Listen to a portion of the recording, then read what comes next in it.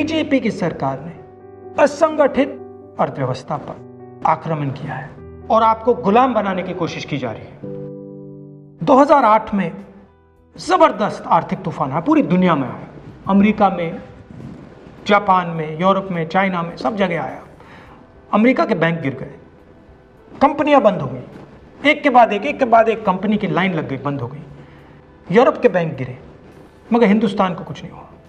UPA की सरकार थी, प्रधानमंत्री जी के पास गया और मैंने उनसे पूछा, मनमोहन सिंह जी बताइए, पूरी दुनिया में आर्थिक नुकसान हुआ है, हिंदुस्तान को कोई असर नहीं हुआ, कारण क्या है? मनमोहन सिंह जी ने कहा, राहुल, अगर हिंदुस्तान की अर्थव्यवस्था को समझना चाहते हो तो यह समझना होगा कि हिंदुस्तान में दो अर्थव्यवस्थाएं हैं। पहली असंगठित अर्थव्यवस्था और दूसरी संगठित अर्थव्यवस्था। संगठित अर्थव्यवस्था में बड़ी कंपनियां, नाम आप जानते हो। असंगठित अर्थव्यवस्था में किसान, मजदूर, छोटे दुकानदार, मिडिल साइज कंपनीज।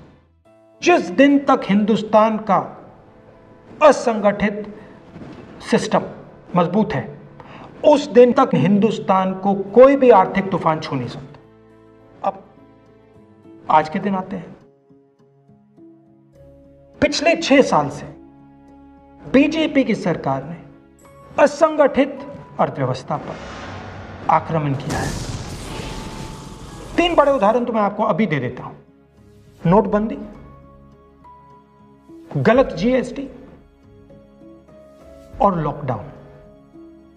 आप यह मत सोचिए कि लॉकडाउन के पीछे सोच नहीं थी। यह मत सोचिए कि गलती से आखिरी मिनट पे लॉकडाउन कर दिया गया है। इन तीनों का लक्ष्य हमारे इनफॉर्मल सेक्टर को खत्म करने का है।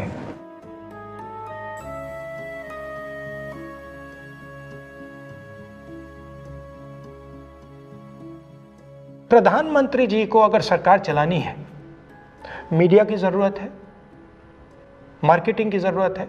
मीडिया और मार्केटिंग 15-20 लोग करते हैं। इनफॉर्मल सेक्टर में पैसा है, लाखों करोड़ रुपए, जिसको ये लोग छू नहीं सकते।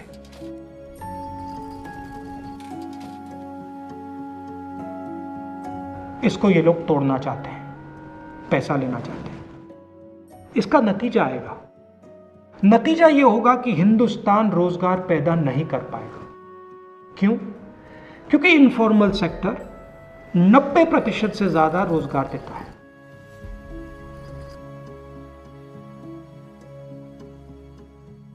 जिस दिन इनफॉर्मल सेक्टर खत्म हो गया, नष्ट हो गया, उस दिन हिंदुस्तान रोजगार पैदा नहीं कर पाएगा।